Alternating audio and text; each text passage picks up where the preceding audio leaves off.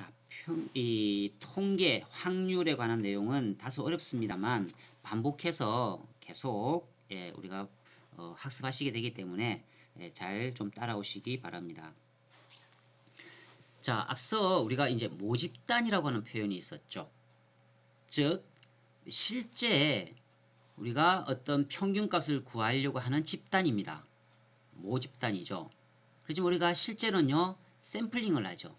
전체 전수조사를 할 수 없기 때문에 부분적인 샘플을 통해서 우리가 모집단을 역으로 추론하게 되어 있습니다. 여기서 우리가 이제 몇 가지 용어를 모집단에 관련된 용어인지 표본에 관련된 용어인지를 본 PPT를 통해서 여러분들이 반드시 구분을 하셔야 돼요. 쓰는 용어가 다르기 때문에 그래요. 자, 먼저 모수라고 되어 있습니다. 파라미터라고 되어 있죠. 모집단의 특성을 나타내는 수치를 모수라고 정의를 하고요. 그 다음에 샘플, 즉 표본으로부터의 특성을 나타내는 수치는 통계량이라고 표현합니다. 서로 용어가 다르죠, 그죠? 그래서 모집단의 특성을 나타내는 수치는 모수, 표본의 특성을 나타내는 수치는 통계량이라고 하는 표현을 쓴다. 따라서 우리가 통계를 크게 기술 통계와 추론 통계로 구분을 했었죠. 거기서 추론 통계의 의미가 뭐였습니까? 바로 이 통계량, 즉 표본의 특성을 나타내는 수치 통계량을 통해서 모집단의 특성을 나타내는 수치 모수를 어떻게 해요? 추정하는 겁니다. 추정, 무엇을 통해서요? 가설을 검증함으로써 가능해요. 자, 이렇게 모집단과 표본에서 사용되는 이 통계의 용어가 좀 다르다라고 하는 것을 먼저 학습하시고요. 다음에는 평균. 평균은 잘 알죠? 이제 통계 용어로는 이제 mean이라고 표현을 합니다만 모집단은 mu로 표현해 놨고요. 표본은 어떻게 되어 있습니까? x바라고 되어 있죠. 그래서 서로 나타내는 뜻이 표현 방법이 다릅니다. 모집단은 mu, 그 다음에 표본은요 x바라고 한다. 이 두 개가 다 평균을 의미하는 뜻이죠. 그 다음 두 번째 분산을 봅시다. 자, 분산은 모집단은 시그마 제곱으로 표현해 놨습니다. 표본은요 S제곱이라고 표현해 놨죠. 여기서 우리가 분산은요 결국은 표준 편차의 제곱승이에요. 표준 편차의 제곱승. 즉 양수화를 시키는 겁니다. 제곱승 하면은 음수가 양수로 바뀌어 버리죠. 그래서 통계에서는 이 음수의 값이 나오면은 통계에 의미 부여할 수 없게 돼 있어요. 그래서 양수화 시키는, 즉 표준 편차를 제곱승 시키는 양수화 작업을 거치면은 분산이 되는 거예요. 결국 표준 편차와 분산은요 제곱승의 차이밖에 없는 거죠. 그래서 시그마와 시그마 제곱, S와 S 제곱으로 표현을 한다라고 하는 겁니다. 그 다음에 크기를 보면요, 즉 샘플의 개수 하면 우리가 small n으로 표현을 하고요. 모집단의 전체 크기는요 large n으로 표현을 합니다. 서로 표현 방법이 다르죠.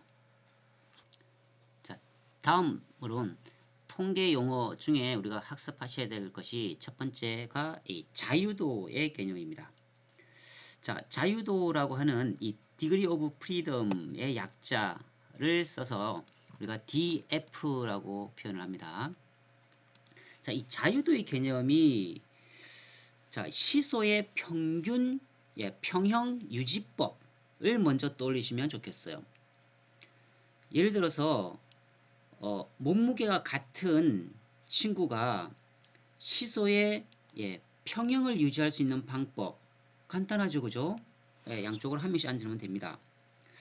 여기서 우리가 통계에서 자유도라고 하면은요, 이 무한한 숫자 카드, 예를 들어서 라지 m이 10이라고 했을 때 한 개를 뺀, 즉 n-1개의 개념입니다.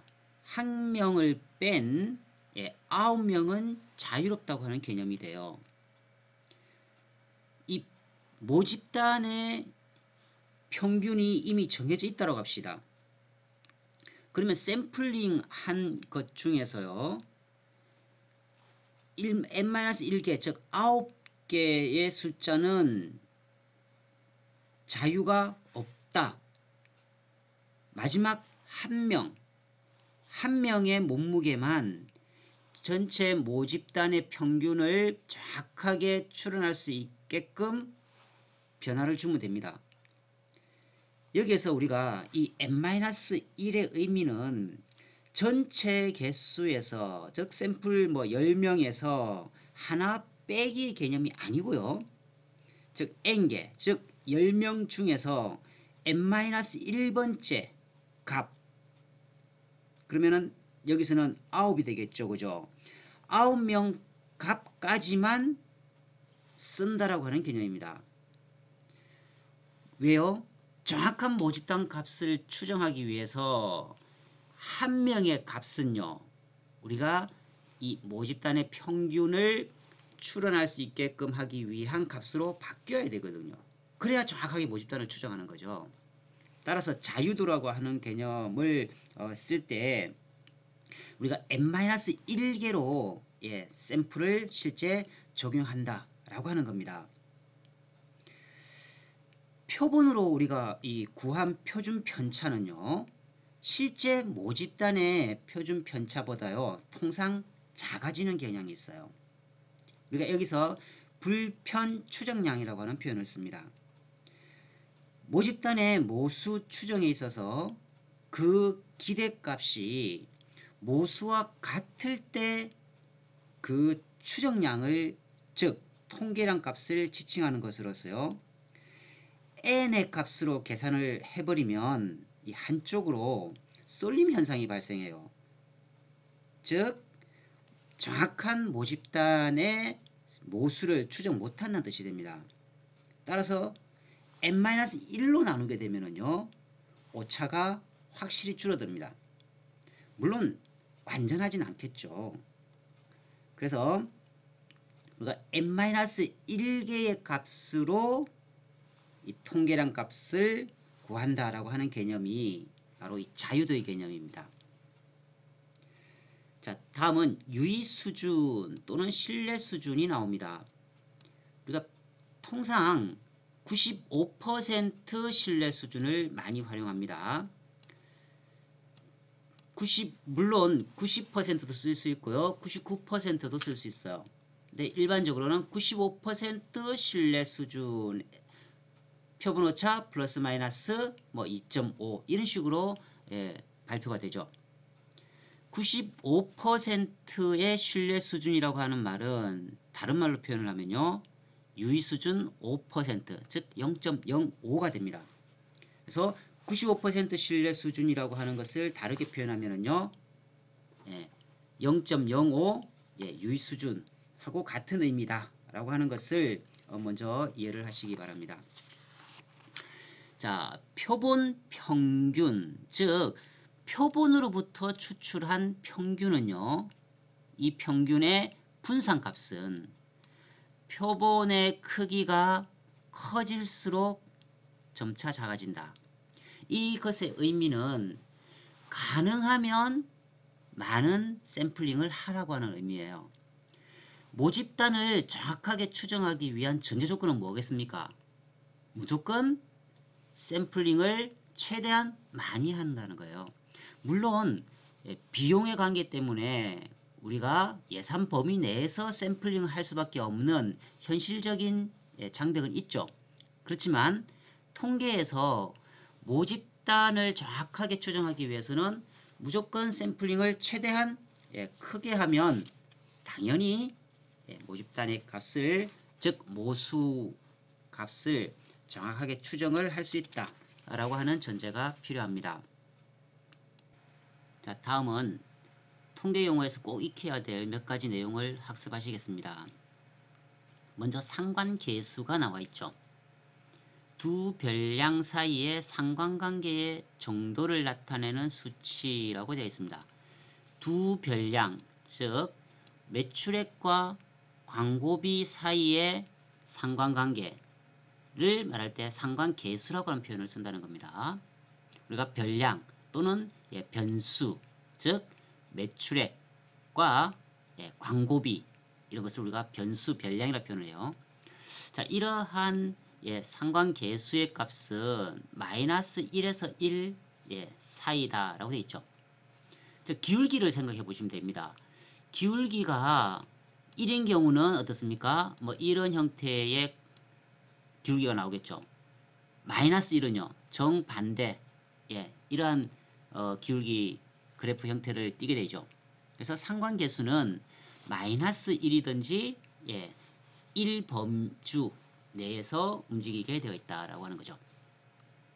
자, 이러한 상관계수의 값에 따라 우리가 추정하는 의미가 다릅니다. 이 수치를 반드시 기억을 하시길 바라요. 매출액과 광고비 사이의 상관계수 값이 예를 들어서 0.2 이하가 나왔다고 하면은요, 두 변수 간에는 상관관계가 없다라고 표현을 하는 겁니다. 0.2에서 0.4 사이면은요, 매출액과 광고비 사이에는 상관관계가 낮다. 0.4에서 0.6 정도면은요, 두 변수 또는 별량 간에는 비교적 높은 상관관계가 존재한다라고 하는 겁니다. 인문사회과학에서요, 통상 0.6에서 0.8 사이면은 높은 상관관계가 있다라고 합니다. 그 다음 0.8 이상이 나오면 매우 높은 상관관계가 존재한다라고 통계 의미를 부여하는 겁니다. 다음은 결정계수라고 하는 표현이 나오죠. 결정계수. 자, 이 결정계수라고 하는 것의 의미를 여러분들이 이제 파악을 하시기 전에 먼저 이 R 스퀘어라고 표현을 한다라고 하는 것 이렇게요. 0에서 1 사이로 되어 있죠. 자, 이 상관계수에서 나왔던 값, 즉 R이죠.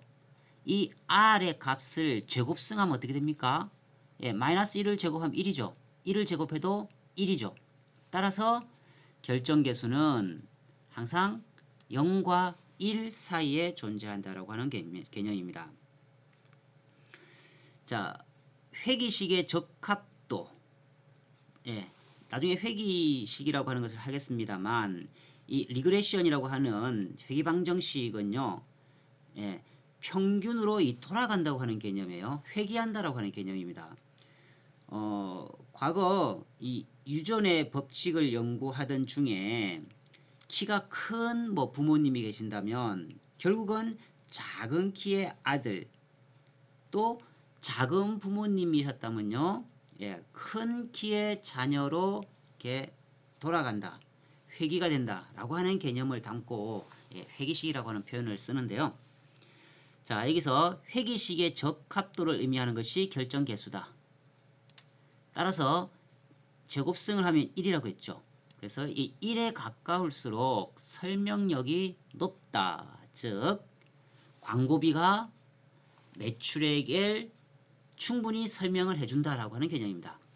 그리고 1에 가까울수록 바람직한 회귀선을 뜻한다. 즉 이러한 회귀식이 나왔다고 했을 때에 이 회귀식이 즉 현재 매출액과 광고비 사이죠. 그러면 이게 광고비라고 하면은요, 여기는 매출액이 되겠죠. 따라서 광고비 얼마일 때 매출액 얼마, 광고비 얼마일 때 매출액 얼마, 이런 식으로 되겠죠. 그래서 1에 가까울수록, 즉 기울기가 거의 1일 때에는 아주 바람직하게 잘 설명해주는 회귀선이라고 표현할 수 있습니다. 다음 독립변수가 종속변수를 얼마나 설명하고 있는지를 나타내는 지표로 되어 있죠. 자, 매출액과 광고비 사이의 독립변수는 뭐가 되겠습니까? 광고비가 되겠죠. 종속변수는요, 매출액이 될 겁니다. 종속변수의 의미는 독립변수에 의해서 종속된다고 하는 개념이에요. 그래서 매출액이 독립변수인 광고비에 의해서 변하죠. 이런 관계를 우리가 독립변수와 종속변수라고 표현을 한다는 거죠. 따라서 독립변수가 종속변수를 얼마나 잘 설명하고 있는가를 나타내는 지표가 결정계수다라고 하는 겁니다. 다른 말로 표현하면 이렇게 된다는 거죠. 종속변수의 총변동 중에서 회귀 직선에 의해 설명된 변동의 비율, 즉 이렇게 되는 거죠. 회귀 시기에 이렇게 회귀 시기 됐다면 1이라고 한다면요. 설명력이 100%죠. 즉 광고비 1을 투자하면은 매출액 얼마, 광고비 2를 투자하면 매출액 얼마, 정확하게 이 회귀 시기 모든 경우의 수, 즉 총변동 그 중에서 이 회귀 직선에 의해서 모두 설명된다라고 하는 개념입니다. 조금 다르게 한번 설명해 드리면요. 이러한 추정한 회귀 직선이 결국은 얼마나 표본을 잘 나타내어서 설명하고 있는가를 측정하는 것. 즉 독립변수들이 이 종속변수를 얼마나 설명하고 있는가를 나타내는 지표가 바로 결정계수인 것입니다. 다음은 통계적 유의성 판단이 있죠. 실제 상관계수나 결정계수가 어떻게 나왔더라도 통계적으로 이게 유의미한지 또는 무의미한지는 별개입니다. 그래서 우리가 분산 분석표 조금 이따 뒤에서 보시겠습니다만 분산 분석표의 P값을 기준으로 한다라고 되어 있죠. 자, 여기서 이제 P값의 의미를 여러분들이 먼저 이해를 하셔야 됩니다. 자, 여러 표현이 있을 수 있습니다만 가장 쉽게 이해하시는 방법은요. 가설, 즉 가정이 틀릴 확률을 P값으로 규정하고 계시면 쉽게 이해가 되실 겁니다. P값이 유의수준, 즉 95% 신뢰 수준 또는 0.05의 유의수준보다 작으면은요. 기무가설을 기각하고 우리가 영구가설, 즉 대체가설이라고 하는 건데요. 이 영구가설을 채택하게 되어 있습니다. 그래서 우리가 통계적으로 유의미 여부를 판단할 때는 이 P값을 기준으로 한다. P값이라고 하는 것은요. 통상 95% 신뢰 수준에서 우리가 통계 유의분수를 한다 했죠. 따라서 유의수준 0.05보다 작으면, 즉 P값이 작으면은요. 기무가설을 기각하고 대체가설을 채택한다고 하는 이 바로 P값을 가지고 통계적으로 유의미하다라고 표현을 해줄 수 있습니다. 자, 여기서 우리가 이제 P값과 더불어서 T값이라고 하는 것을 함께 보고 결정을 합니다. 참고로 P값은요. 낮으면 낮을수록 좋아요. 즉 0.05보다 낮아야 됩니다. 반면 T값은요. 95% 신뢰 수준 기준할 때요. 1.96보다 높아야 됩니다. 상반되죠. P값은 0.05 이하로 나와야 되고 함께 유의성 여부를 판단한 T값은요. 1.96보다 항상 높게 나와야 됩니다. 그래야 통계적으로 유의미하다라고 표현해 줄 수가 있어요.